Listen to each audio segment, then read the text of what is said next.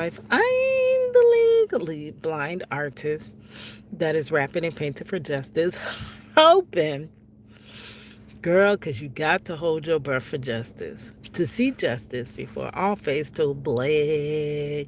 Yes, hiss your girl Cadillac. Sorry, I got a cough drop in my mouth. Hmm. So, anyways, guys, coming through today, December the 2nd, 2025. Just catching up on the story times of the 4-day weekend. This is the first day back to work after a 4-day visit. Um, because my prison life and my life period collide. So it is not that easy to do 4-day weekend, though you're grateful and thankful for it. It's not an easy thing to do. Okay, so day two of the visiting, which would have been Friday. Now, I did not go the first day. I ended up going to visitation, but I didn't go in because I was helping my daughter because we weren't visiting at that facility since now I find out it was June because he was transferred, right? So we hadn't been there since June, which that now we're in November. We're in December. My gosh. So it's been a good little minute since we visited there. So we didn't know if, we had to do the whole birth certificate thing again for my grandkids to come. Even when they are your children, because the first visit was with my daughter and the grandkids. They're her children, but the first time at a facility, you still got to show those birth certificates. So my daughter had misplaced them, which most likely they're somewhere right around. But our last visitation was when we went up to Florida State Prison, right? So we had the birth certificates then. And I guess we haven't looked for them since then, right? And that was for his birthday, which is October 2nd, National Wrongful Conviction Day. So we actually had to see him on October the 5th. So from October the 5th, we haven't really visited and we haven't really looked for the birth certificates. So I had to follow her to make sure that they would get in because just in case she still wanted to visit him. And I was just going to take the kids home for the day.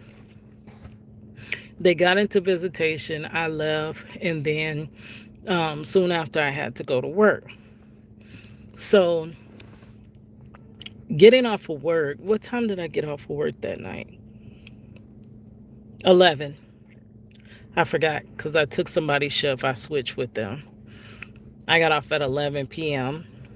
By the time I make it home, if I did do a little video, story time, whatever, by the time I made it home, it was like 12:30, probably almost 1. Okay, so I got home. I didn't get ready for visitation because I was so tired. I wanted to go home and finish my hair. I had washed and conditioned my locks. I wanted to style my locks. I want to go, looking different than my everyday. Like I want to look, it's almost an event to dress up. And many prison wives do dress up. And I mean, when I first started this life, baby, every visitation I was all dressed up. But it's tedious. This road of prison wife life is tedious. It's not always conducive of you looking A1 top notch all the time. If you spend all your time in that manner, getting, the look you want, other things go lacking. It's like you're trying to pull yourself in too many different ways as a prison wife. So the ball gonna get dropped somewhere. So I really just could not. I could not get it together. So I came home. I didn't know until morning that my niece and nephew had spent the night, and my grandkids were there. So when I came home that night, I looked, I did not see them. So I didn't know they had actually spent the night because they wanted to play with Princess or whatever. But I was going to be like, well, Princess is going to visitation, my grandson and my granddaughter, right? So when we put in the visitation slip, we always put the two kids because after Wednesday, you have to put in for a form to say you're coming to visit. So there's no last minute notices that, oh, I want to visit this week. No, not going to happen. So just in case something happened and I couldn't take her or our daughter couldn't take the kids because Princess was really, really looking forward to going to see her granddad, we put two kids under both, under her and under me, right? Because it asks you how many minors, but the cutoff is two. Each person can only bring two kids. So if you have three kids, I don't know how you handle that. How do you do that? Maybe I need to do research for that.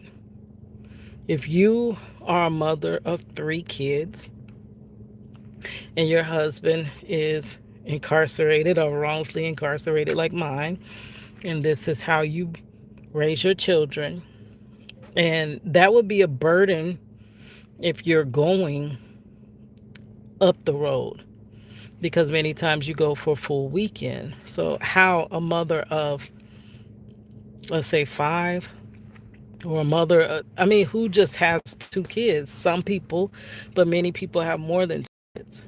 So that's kind of, wow, is that fair? But anyways, because there was two kids under me and two kids under Marcello, not Marcello, our daughter Money, I was able to reach out to, once my nephew popped up and was like, oh, Keita, can we go such and such and such? Auntie Keita, I want to do, and I said, no, we're going to Visitation. So my nephew always asks, can he go to Visitation? And I always tell him, well, your mother has to make a notarized letter and this and that. So maybe next time. But Marcello wouldn't be this close to home. So I just got on the phone with his mother and I was like, you think they can go to Visitation this weekend? Because they've really wanted to meet Marcello. Marcello actually talks to them. I have my niece and nephew all the time, so he'll hear them and how y'all doing, how you doing in school, and this and that. But they've only talked and communicate over the phone. So Juju has always asked me to meet Marcello, and I'm like, well, that's up to your mother. So it just never happened. And Marcello was like, oh, I wish I could see them and meet them or whatever. This was the perfect time. She said, yeah. So she went and made the notarized letter, and we all went to visit Marcello that day. So it was my niece and nephew and our two grandchildren and Money and myself. So Marcello had a big old family visit that day.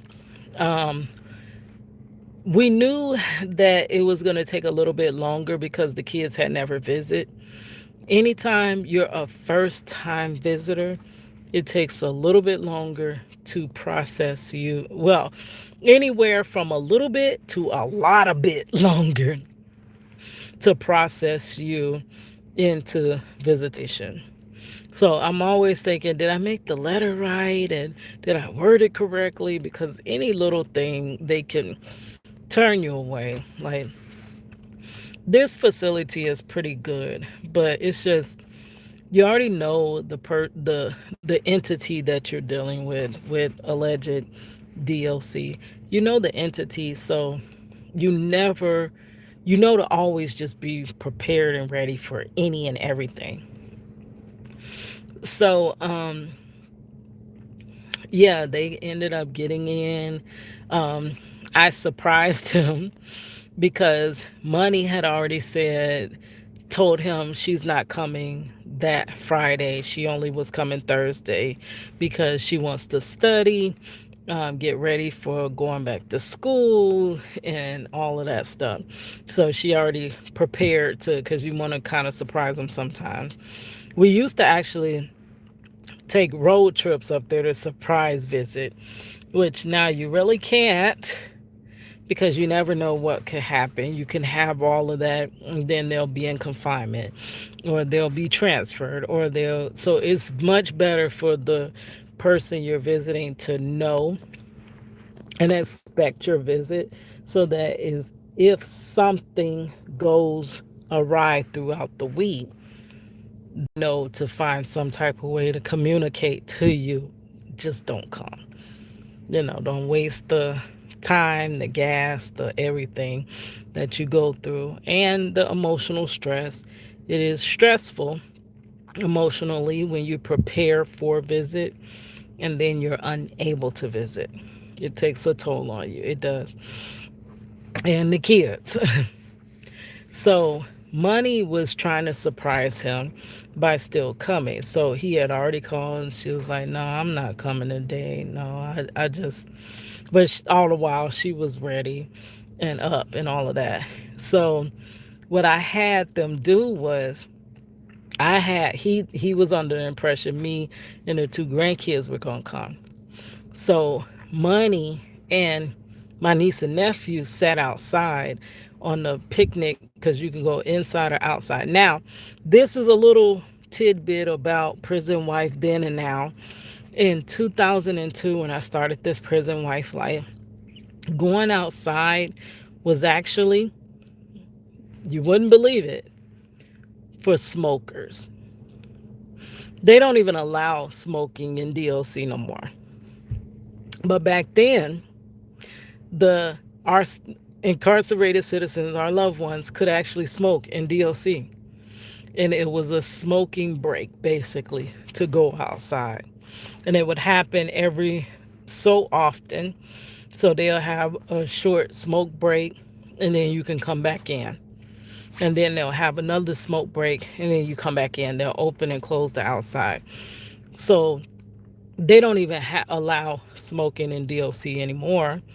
Um, but they do open the outside. So now the outside is almost like a recreation for the kids and their loved ones and stuff like that.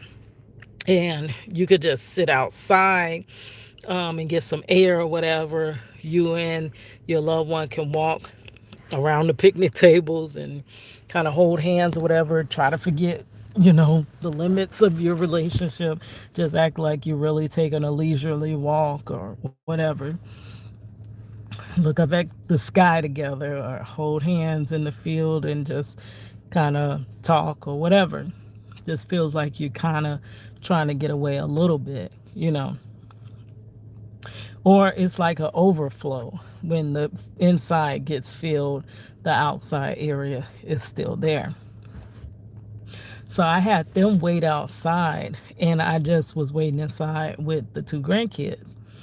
So he comes out, hugs the grandkids, and he's like, I said, oh, Juju and Rai was over there.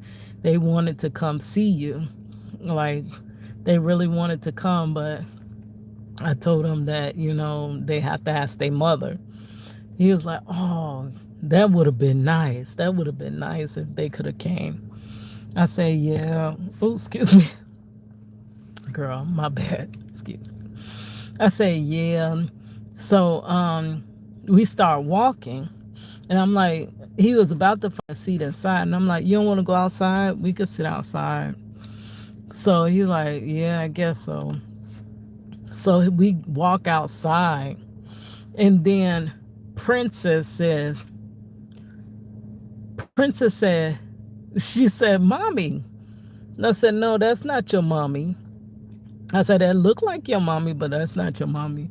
And she was like, mommy. So Princess goes walking over to the picnic table. They're at the very last picnic table. And all of them got their heads down. Money got her head down. And Juju and Rai got their head down. We get closer, and because Princess just kept saying mommy, they just popped their heads up. And Marcella was surprised that money came. And then he got to meet Juju and Rai Rai for the first time. He was really surprised. Now, he did not expect that at all. So we had a full visitation with the whole family. I'm going to stop there. So I got a headache and I got to get on home. I'm probably just going to lay down for a while if the grandkids will allow me. But I just took some Excedrin, but it's still got my head like, ugh. All right, guys. So I'll talk to y'all later. Maybe today, maybe tomorrow. All right. Lord's will. Hit see ya, girl Cadillac.